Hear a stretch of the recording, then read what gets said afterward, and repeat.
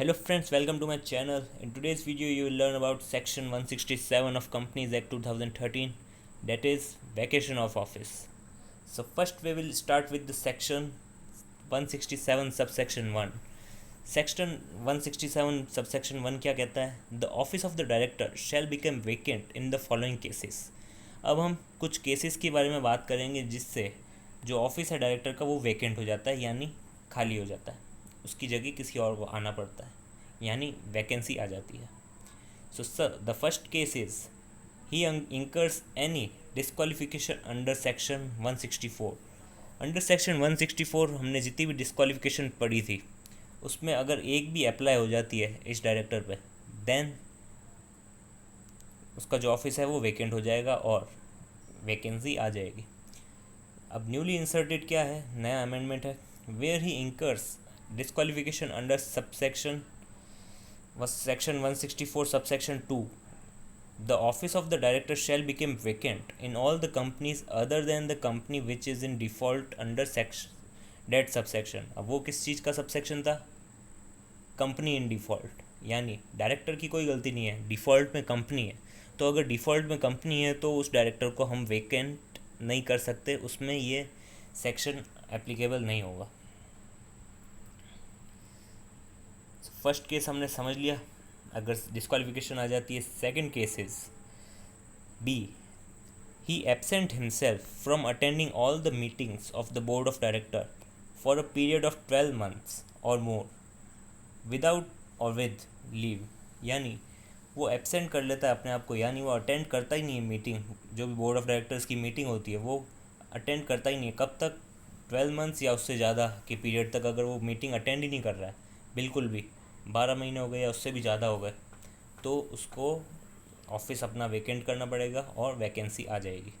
अगर उसने लीव ली है तो भी कोई फ़र्क नहीं पड़ता, लीव नहीं ली है तो भी कोई फ़र्क नहीं पड़ता, सिर्फ हमें टाइम पीरियड देखना है 12 months और more. So the next section subsection is C, sorry clause कहेंगे C. He acts in contravention of the provisions of under section 184. 184 में क्या है हमने अभी पढ़ा नहीं है, बट हम आगे पढ़ेंगे. Related to entering into contact with a person where in he is directly or indirectly interested.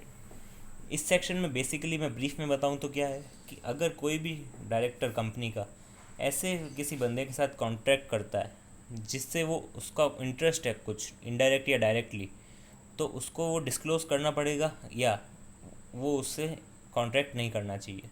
So this is the brief of under brief section of 184.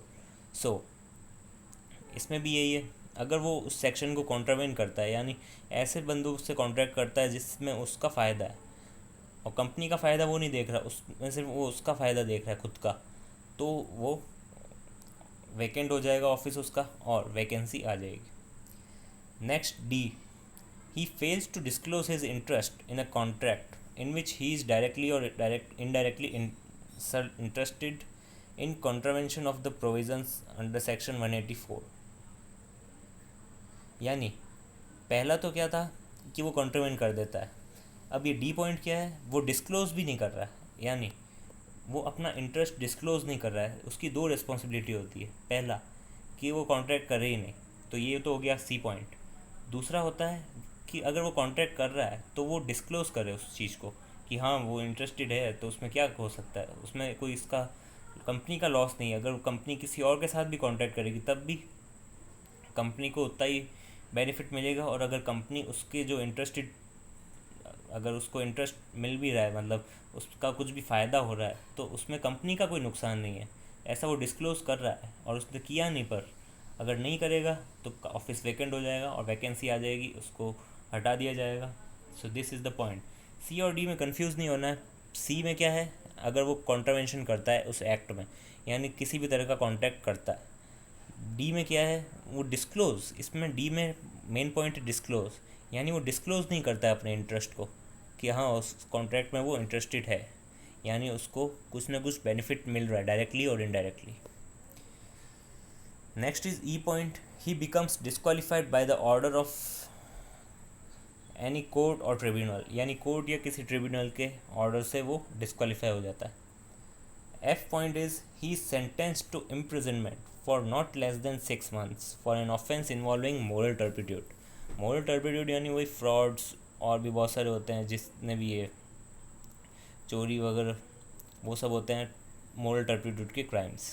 सो अगर उसको इम्प्रिजनमेंट होती है यानी जेल होती है for not less than 6 months यानी minimum 6 month, तो उसको वैकेंट करना पड़ेगा ऑफिस. इसमें तो ऑब्वियस है एफ पॉइंट में. नेक्स्ट पॉइंट इज जी.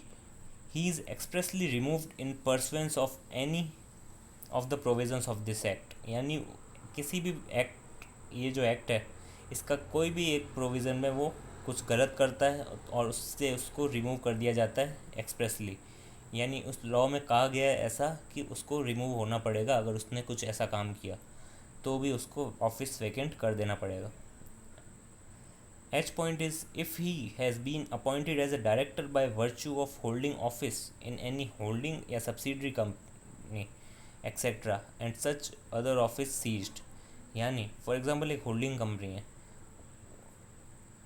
उसमें वो डायरेक्टर था तो और उसी के कारण वो सब्सिडरी में भी डायरेक्टर बना था.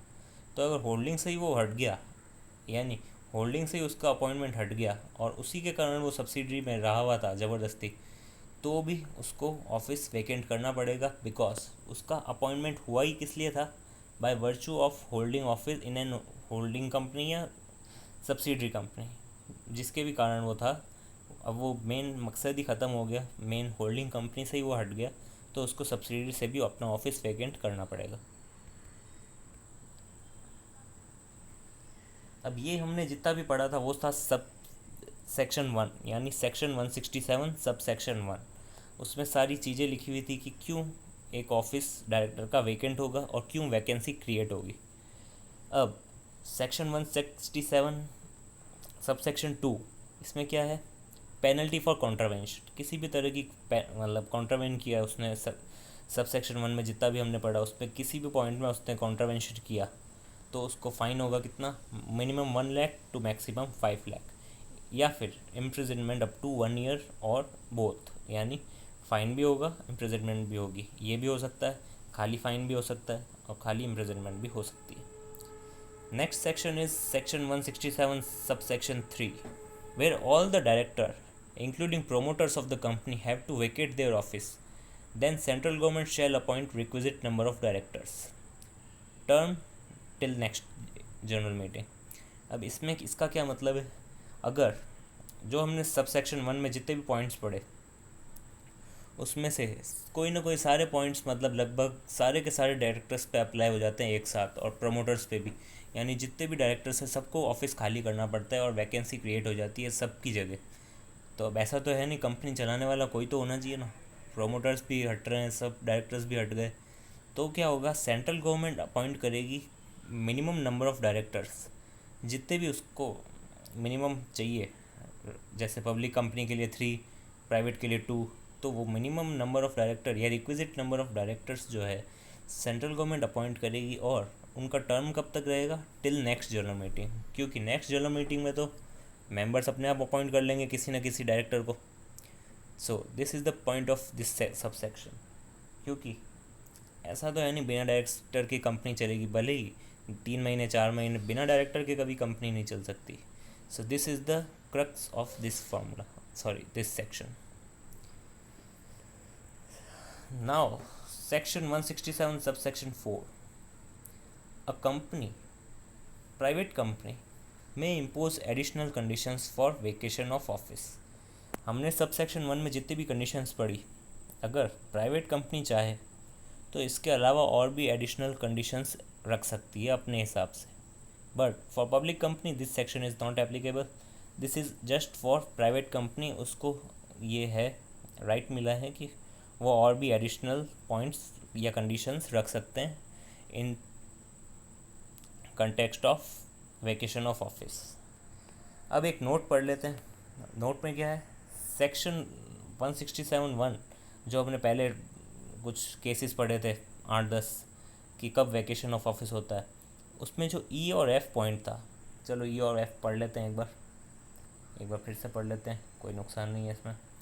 ई और एफ, ई में क्या था, अगर वो डिस्क्वालीफाई कर देता है किस लिए, बाय ऑर्डर ऑफ कोर्ट, यानी कोर्ट से कोई ऑर्डर आ जाए।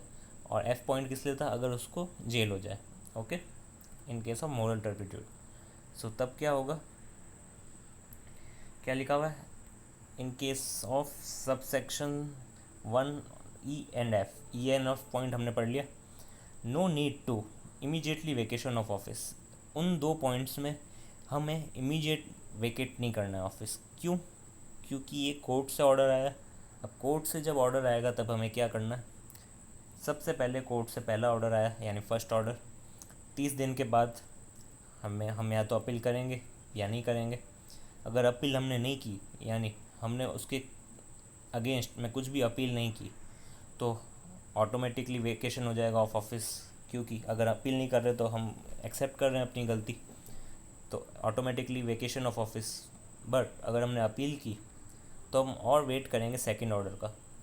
फिर जैसे ही सेकंड ऑर्डर आया तब क्या होगा, उसके 7 दिन के बाद हम या तो अपील करेंगे या नहीं करेंगे। अगर फिर अपील नहीं की, पहले की सेकंड ऑर्डर पे नहीं की, तो भी automatically vacation of office. Appeal की, देन हम वेट करेंगे थर्ड ऑर्डर का। अब थर्ड ऑर्डर जैसे ही आ गया कि हाँ आपको डिस्क्वालीफाई हो, आपको ये वेकेशन करना पड़ेगा, then it will automatically vacation of office. Third order में आपको किसी भी तरह की अपील करने का मौका नहीं मिल दिया जाएगा। So this is the point of this note. क्योंकि section 167 subsection 1 E and F में क्या है, कोर्ट का ऑर्डर इन्वॉल्व है, इम्प्रिजनमेंट है वो भी कोर्ट के ऑर्डर से आती है। सो this is the point, court के ऑर्डर जैसे ही आया हमें इमीडिएटली ऑफिस करने की कोई ज़रूरत नहीं है, हम अपील कर सकते हैं, हमें मौका है। पहला ऑर्डर आया तो 30 दिन के अंदर हम अपील करेंगे। फिर अगर सेकंड ऑर्डर आया देन हम 7 दिन के अंदर वापस अपील करेंगे। फिर अगर थर्ड ऑर्डर आ गया तब तो हमें डेफिनेटली कोई चॉइस नहीं मिलेगी, हमें ऑटोमेटिकली वेकेशन ऑफ ऑफिस करना पड़ेगा। So this is section 167, that is vacation of office.